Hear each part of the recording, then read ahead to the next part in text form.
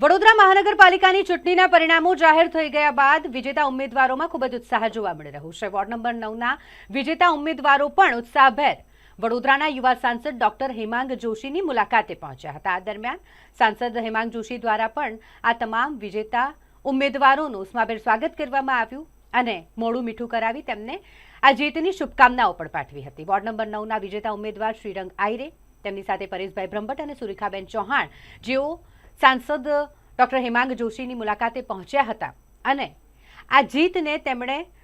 વડોદરાની જનતાનો વિશ્વાસ ગણાવ્યો છે। આ દરમિયાન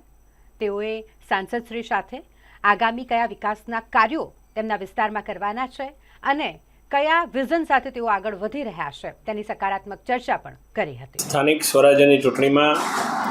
વડોદરા મહાનગર અને સમગ્ર ગુજરાતમાં ભારતીય જનતા પાર્ટીની વિકાસની વિચારધારાનો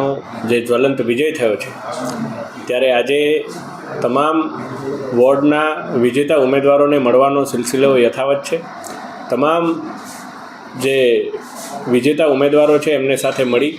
સંગઠનના વોર્ડના પ્રમુખ એમને મળી અને આવનારા દિવસોની અંદર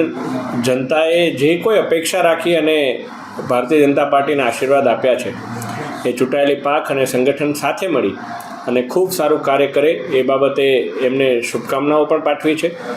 અને સૌ સાથે મળી અને વિકસિત વડોદરાથી વિકસિત ગુજરાત અને વિકસિત ગુજરાતથી વિકસિત ભારતના સંકલ્પને સાકાર કરવા માટે કટિબદ્ધ થઈએ એ બાબતે સૌને સંકલ્પબદ્ધ કર્યા છે। સમગ્ર વડોદરા શહેરની અંદર જ્યારે થોડાક દિવસો પહેલાં જ્યારે વડોદરા મહાનગરપાલિકાની જ્યારે ઇલેક્શન હતું અને એ ઇલેક્શનની અંદર જ્યારે સમગ્ર વડોદરા શહેરની અંદર ભગવો લહેરાયો છે અને તમામ સીટો પર 6 સીટોને છોડતા તમામ સીટો પર જ્યારે ભારતીય જનતા પાર્ટીનો ભવ્ય વિજય થયો છે, ત્યારે અમારા જે વોર્ડ નંબર 9 છે, અમે 4 ઉમેદવાર હતા અને એવી જ રીતે જ્યારે વિજેતા બન્યા છે, અમારા વિસ્તારની જે તમામ જે પ્રજા છે, તમામ જે લોકો છે, તેમને અમને જન આશીર્વાદ આપ્યા છે અને જન આશીર્વાદના ભાગરૂપે સમગ્ર ગુજરાતની અંદર જ્યારે પ્રથમ ક્રમાંકે અમે જીત્યા હોઈએ તો વડોદરા શહેરના અમારા સાંસદ શ્રી ડૉક્ટર હેમાંગ જોશી સાહેબના